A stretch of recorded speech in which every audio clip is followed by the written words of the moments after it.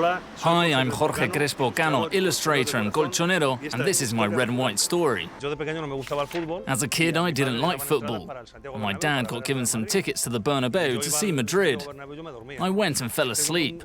I've got a cousin who supports Atletico, and he took me.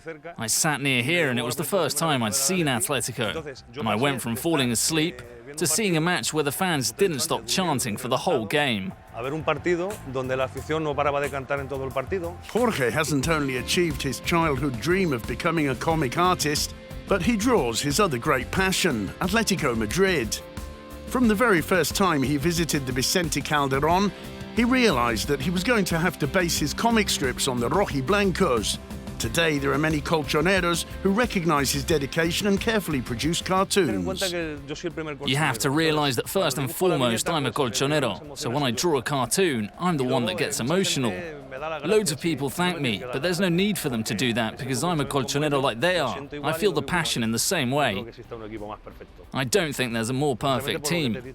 Like I say, there are plenty of teams who are perfect for a comic strip.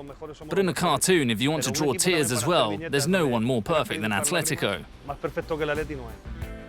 And it's precisely for those rojiblanca tears that Jorge feels especially close to certain of his comics. All the ones that feature Luis Aragonés for history, for sentiment, and for the feeling of being Atletico. The wise man from Hortaleza makes plenty of appearances in his work.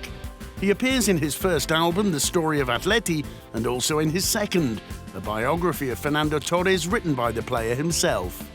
The person who liked it the most is Fernando, and we even agreed that he would write it himself. We did it the opposite way I do all my other books.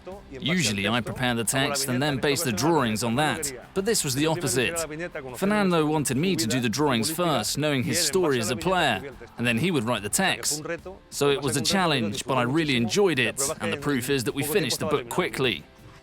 This is when he was a kid. I don't know why Fernando hasn't stopped talking to me after seeing the haircut I gave him.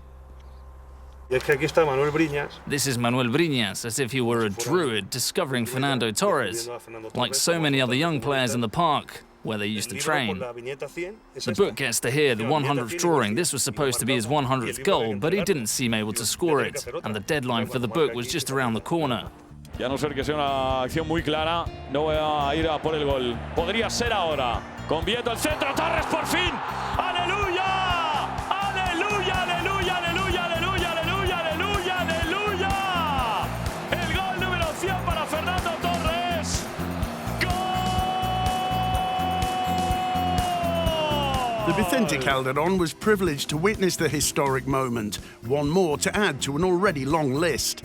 But after 50 long years, this season is the last that Atletico will be calling the venerable old stadium home. From next term, the Colchoneros will be moving, and it's never easy to uproot and change abode after such a long joint history. It represents everything about this club. From the first time I sat there with my cousin when I saw that famous match, I left the ground as a Colchonero for life.